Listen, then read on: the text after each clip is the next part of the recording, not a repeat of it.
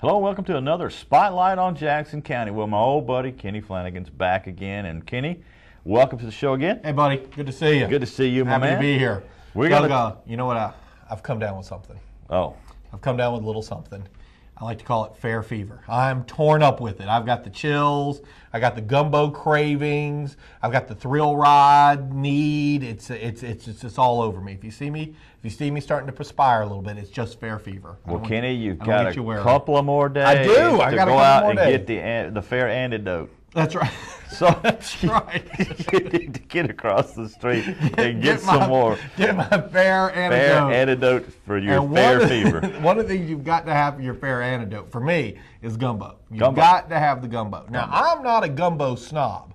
There are a lot of folks out there a little snobby when they're gumbo. They're like, oh, if it has chicken in it, it's not gumbo. Not me. You know, if it's chicken, if it's sausage, if it's seafood, crab, whatever, I'm good. To me, my mission statement is all gumbo is good. And at the fair, that mission statement can come alive. That's all you need at the fair. The church food booths, the food booths are doing great. Our first 3 days open right now. Good. They've been packed for lunch. Now, granted, the weather has been fantastic. You cannot ask for better fair weather than we've had these first 3 days of the fair. But if you have not had lunch or dinner at the fair, it is time to get your antidote on. It is time to get your gumbo fix right there. There is a battle going on, Doug, right now for who has the best gumbo. Now it's not an official battle, but there is a lot of sampling out there that needs to be done. Are you an official judge? I'm an unofficial judge. I'm an unofficial judge, and as an unofficial judge, what I do is I go to each booth during the fair, and I have gumbo, and I intake, and then I kind of rate it personally. And I'd say I have a leader right now. I have a leader right now in the clubhouse, but I'm not going to say anything because I have 4 or 5 more booths to go.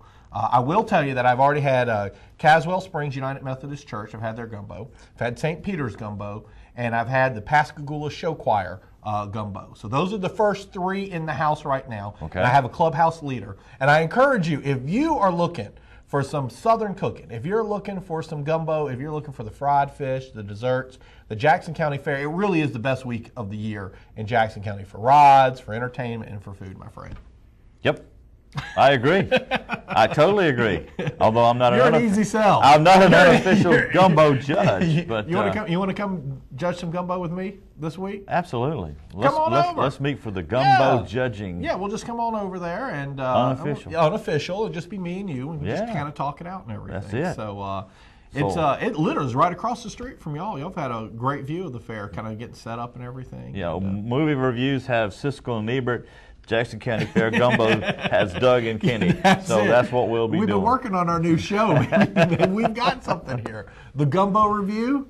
Gumbo Review. That's Gumbo it. Review. I don't know. It's a working title. It's a working title. Don't chicken out. Let's don't be a shrimp or a fish. Yeah, nice, very nice. So tonight is Wednesday night, and if you're watching our show, we appreciate it. There is still plenty to do at the fair tonight. Of course, the rides go. Pretty much the rides go until people leave, but somewhere around 11 o'clock or so on an average night.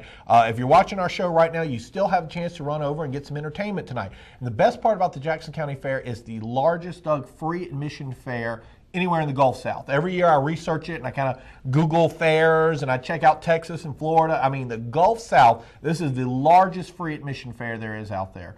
And you can go tonight and you can go check out the arts and crafts for free. Entertainment tonight is we've got the jazz band. They're going to be inside in the Civic Center, and they'll be performing from 7 p.m.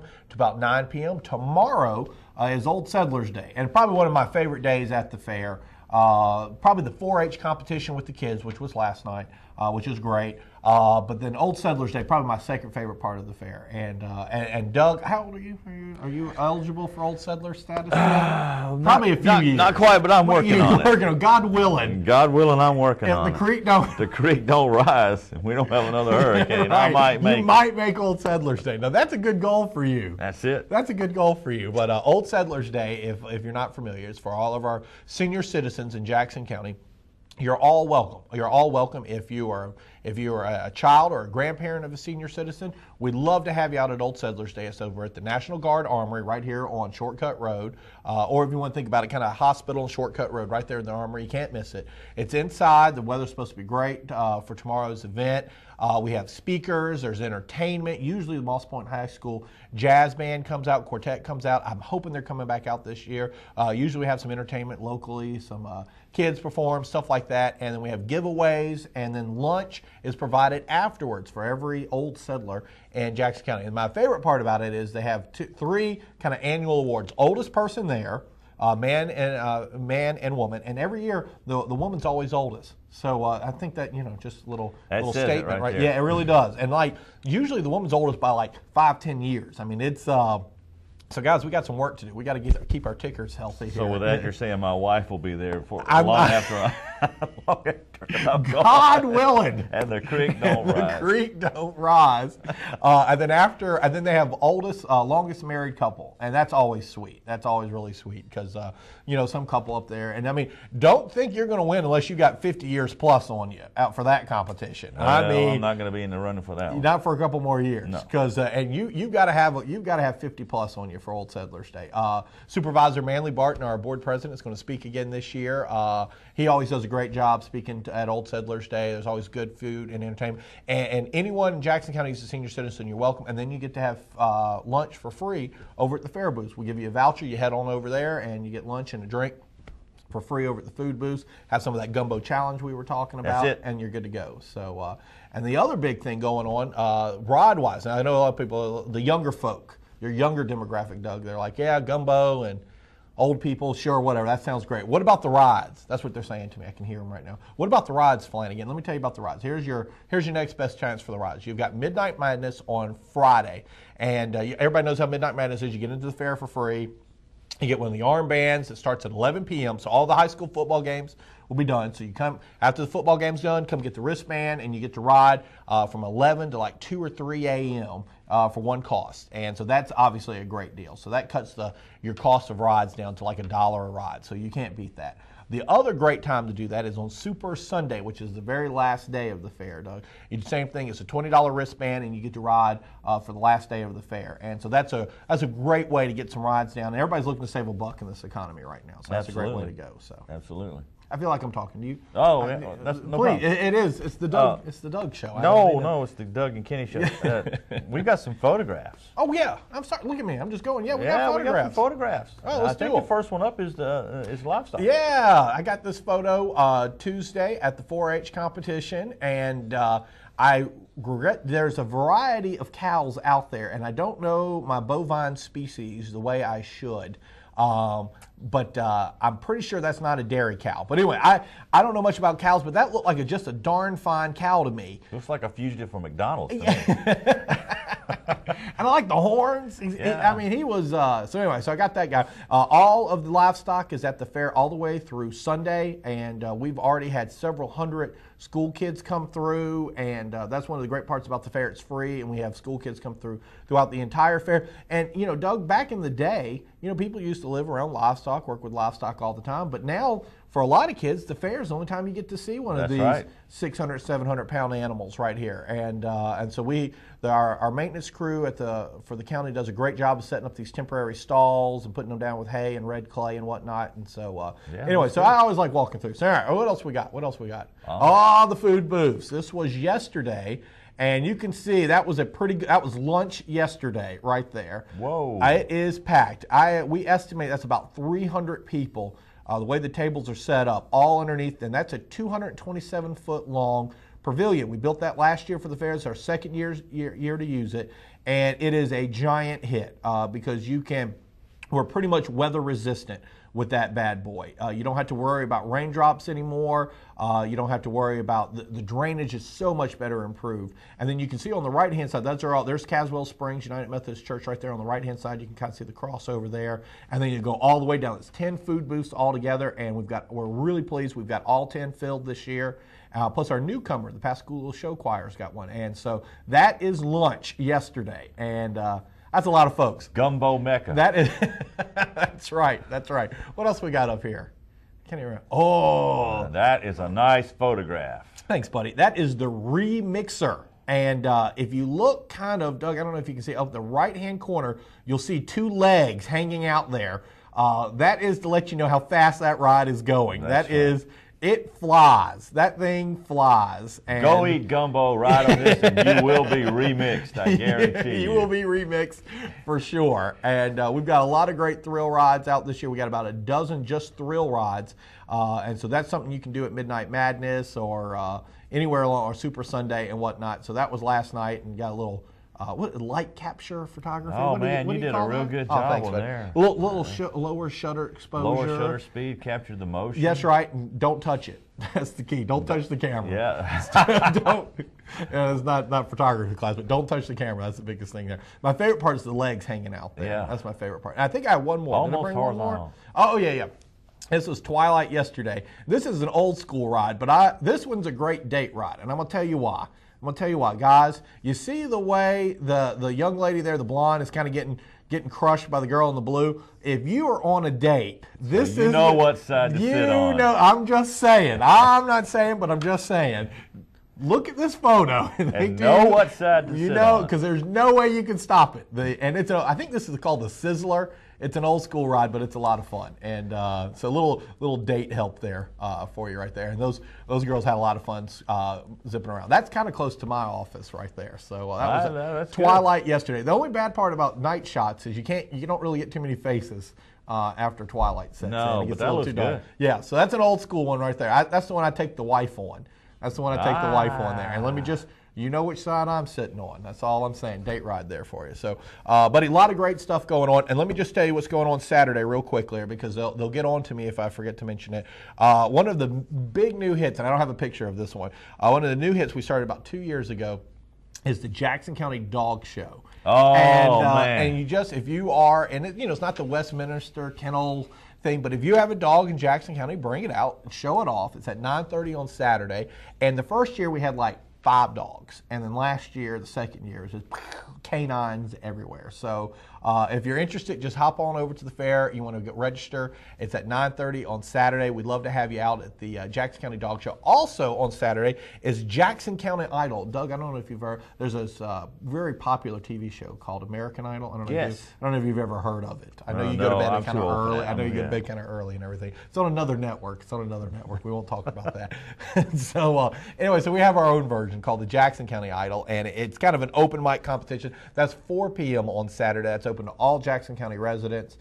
Just show up there. Just go to the Fair Pavilion where the livestock is. We've got a stage over there, and they'll perform. They might do it inside. If we do catch a little bit of rain on the weekend, we'll let you know. Not supposed to have any. Not supposed to have any, but if we do, we'll go inside to the Civic Center. We'll get you taken care of there. That's for any Jackson County. You can sing, you can dance. It's great. And then a little bit of entertainment here on Saturday as well at 6 p.m. I apologize for looking down the sheet. We have the Julia Black Cloggers. Cool. You can't beat clogging action. That's good fun. And then Moss Point High School Choir at 7 p.m. on Saturday. That wraps it up, and then Super Sunday. And so that's your fair schedule, my friend. But speaking of Moss Point High School, what a segment, what a segue. It's like a professional. We had a chance to have the Moss Point High School ROTC over at our Board of Supervisors meeting yesterday. There they are, all 70 members. That's only about half of their squad. Their unit went up and competed this summer in a district statewide competition, and they won best unit in the state for ROTC. They're very, very excited. They know the drills. It's marching, and Doug, you're probably familiar with that. And yep. ROTC, Junior ROTC, it's a wonderful program to get you kind of accustomed if you're thinking about going into military life, or just supply that discipline that you need for the high school year. So we were happy to have them out there, and congratulations to those guys. Well, Kenny, we're out of time. Imagine How is that possible? No, it's not. It can't be. I appreciate you coming in. We'll see you next month. I'm looking forward to the next time. Hey, that's all right. Next month we'll do it. And some gumbo. Looking forward to you watching the next segment of this show. Don't go away. We'll be right back. Welcome back to Spotlight on Jackson County. We're going to talk to Mr. James Newton, who's the coach of the lacrosse program here in Jackson County. It's a very exciting sport, and it's growing. James, welcome back to the program. Thank you, sir. It's a pleasure to be back. And lacrosse.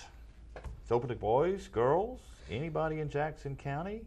But you got something coming up, which is a registration.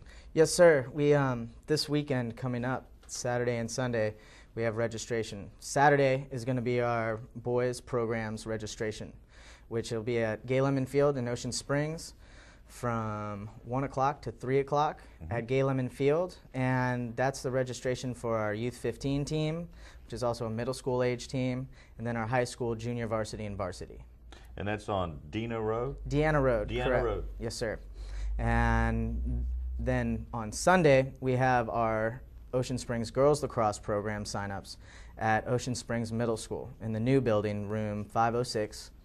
And that team is a Youth 15 team as well as a high school junior varsity team now. Now, these people that want to come register for that don't have to be students in the Ocean Springs School District. That is correct. We are not yet affiliated with the Ocean Springs School District, so the sport is player funded.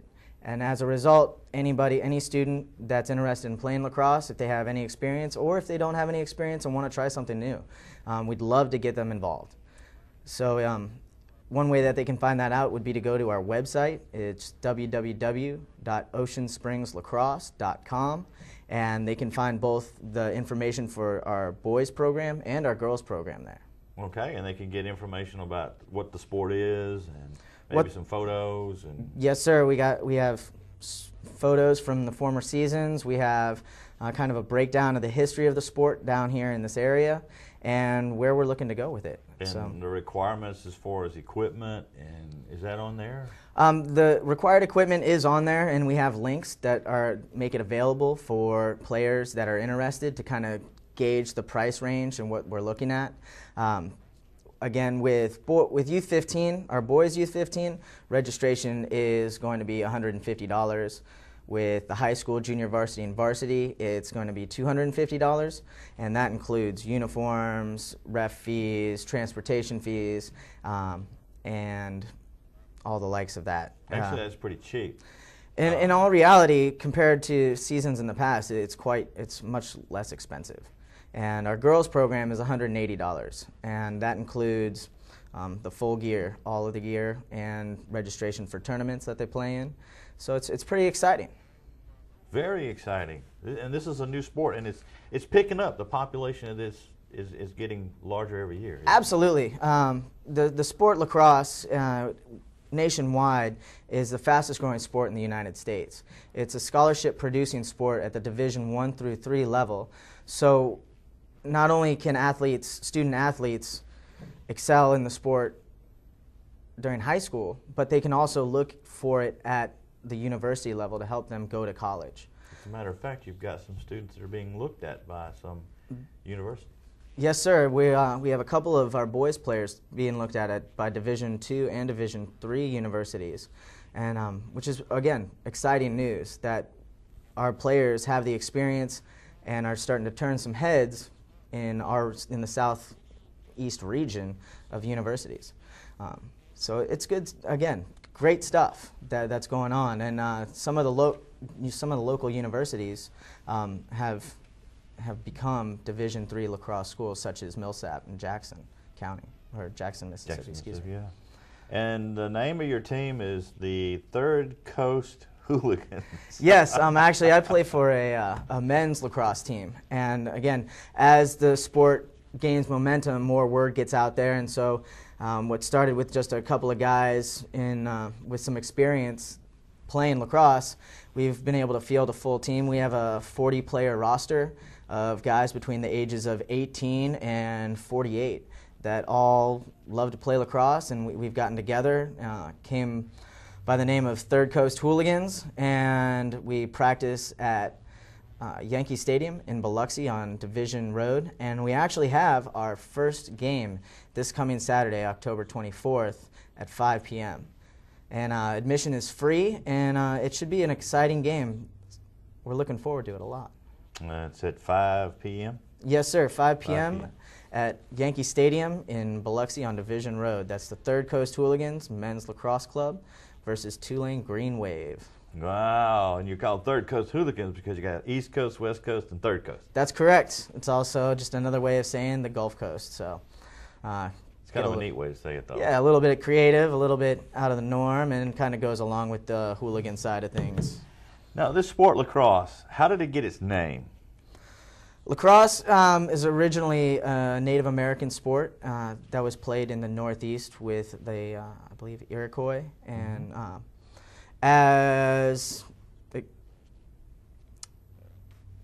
trying to think of the word, excuse me. As explorers and colonial type came around, the French saw the Indians playing, saw it with a stick, and called it lacrosse. They said that it seemed to be similar to that of the bishops that were doing the religious deal. So okay. it's kind of like the stick and had that combination there. Yeah, the stick is kind of interesting, and it's got like a little basket on it, and you got to wave it back and forth like this the whole time you have that ball in there to kind of keep it in there, right? That's correct. That motion is called cradling, and as you cradle through, keeps this ball in the stick. To me, it looks like it'd be challenging just to keep it in there. It just becomes one of those natural motions, just like throwing a baseball or dribbling a basketball. You know, as you're dribbling a basketball, if you begin doing too many things at once, but as you practice, it's Yeah, I know, but you're running and you're trying to cradle this thing, and you're trying to concentrate on where you're going, and you're trying to make moves. It can't be easy at first. It's you know, kids find it a little difficult to begin with, but we get a 95. I'd have to say we get a 95% return ratio on players. You know, which That's means good. that if the kids get into it, they don't turn away from it. And at even our men's team level, we have about, I'd almost say half of the players have never played before, and so they've been playing for their first time in the past year, and they pick it right up. You know, cradling is one of those actions, just like throwing, just like catching, that it's very similar to motions that are done in other sports, so they're able to pick it up pretty quickly. And if I understand correctly, the girls' device, or whatever that's called, stick, Yes. is a little different than the guys. There's the fundamentals of boys lacrosse and girls lacrosse are the same, but yes, girls lacrosse is a sport much more about finesse, similar to soccer, where quote unquote there's no contact, but any soccer player will tell you that there's plenty of contact in soccer. So any girl lacrosse player will tell you that there's plenty of contact, but the idea is to keep the girls safe, and so they don't have a pocket in their stick, Okay. so that the physical side isn't so much there. Whereas with guys lacrosse, they have a big deep pocket in their stick, so that leads to heavier hitting and a little bit more physical side. Yeah, and at a time when our kids are basically becoming couch potatoes, for lack of a better word, and you know, this is something for them to get out, you know, exercise, become more physical, and this is a good way for them to do it. And it's a new sport. It's nothing old.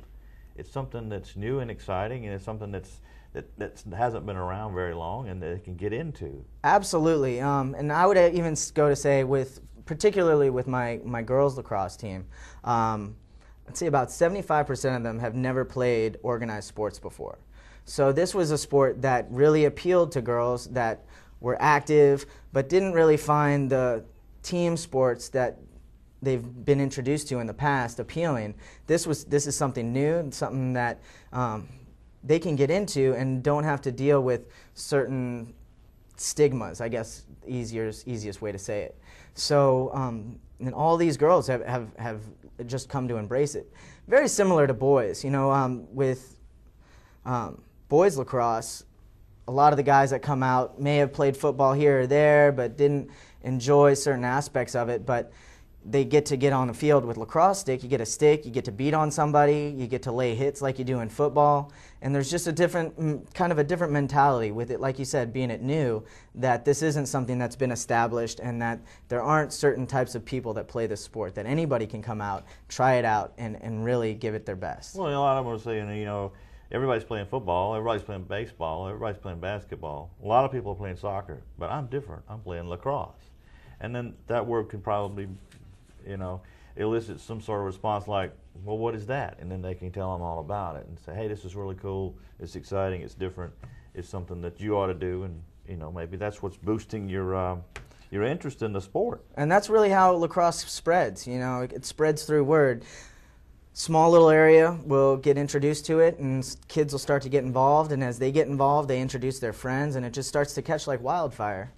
And again, that's kind of how it's becoming the fastest growing sport in the United States. Okay, so this is the only organized lacrosse program, for lack of a better word, that's going on in South Mississippi? South Mississippi and pretty much the whole of Mississippi. Our boys program is the only program that's in a legitimate high school lacrosse league.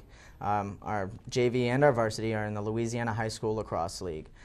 There's a program developing up in Jackson, Mississippi, but again, they're in their very early infancy. There's some teams that are developing along the coast, one in Alabama and the Florida Panhandle, again, early infancy. So we as Ocean Springs lacrosse have really helped to try to help facilitate the development of the sport along the Gulf Coast and on particularly the Gulf Coast of Mississippi. Our girls lacrosse team is the only lacrosse team within a 6-hour radius. So wow. Our girls, just like our guys, are definitely the pioneers of the sport within the region. And this gives our girls an opportunity to do a lot of traveling. We have a lot of fun together, and we go to Houston, we go to Birmingham, Alabama, we go to Atlanta, and have a lot of fun. We got about a minute left, so let's go back over. You've got registration for lacrosse, and it's coming up this Saturday.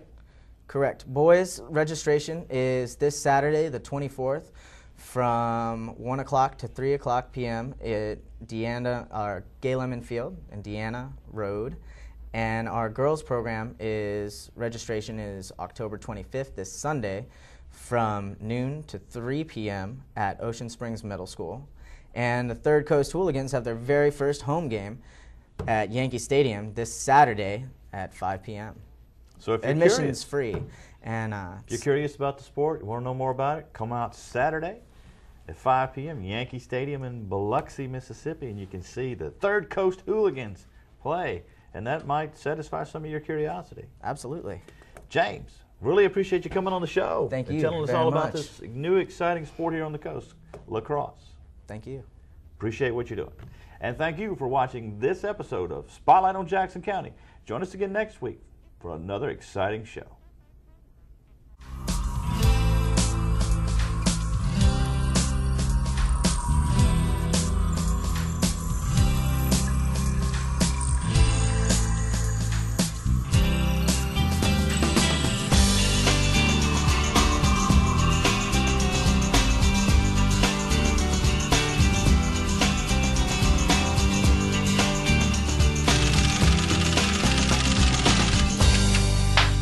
That's a wrap.